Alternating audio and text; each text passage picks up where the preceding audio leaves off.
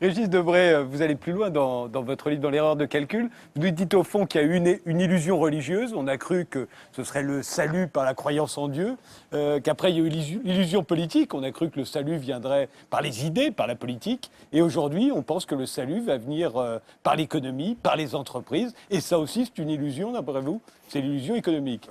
Oui, qui va générer un gros chagrin, comme les deux illusions précédentes.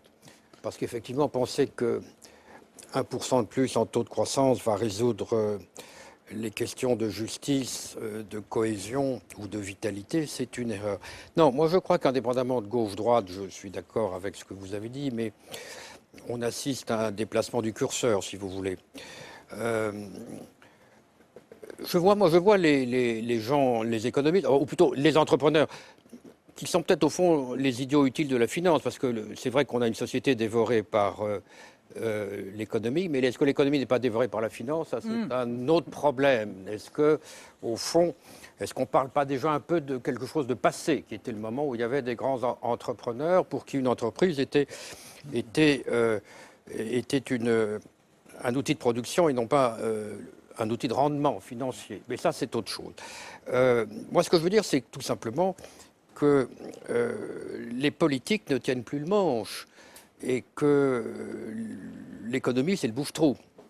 Les gouvernants ne gouvernent plus grand-chose, la nature et la politique ont horreur du vide, donc on se tourne vers ceux qui, semble-t-il, ont un peu plus de pouvoir. Autrement dit, moi, je suis frappé par l'appauvrissement du personnel politique, l'appauvrissement de la langue politique elle-même, puisqu'aujourd'hui, on peut faire un discours politique, un discours de présidentiel avec 3 mots.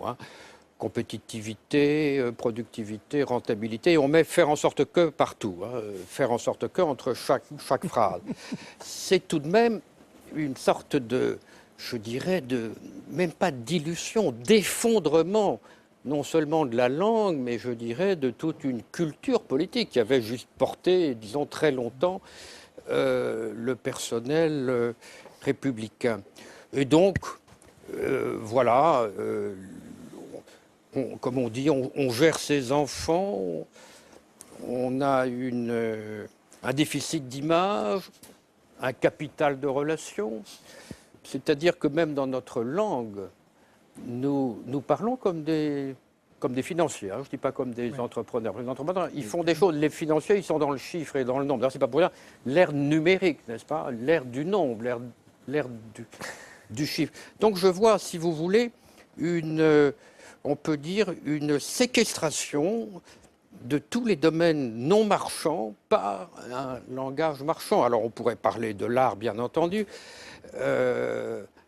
Avant, il fallait de l'argent pour acheter de l'art. Maintenant, on achète de l'art pour faire de l'argent. C'est tout de même quelque chose d'un peu nouveau.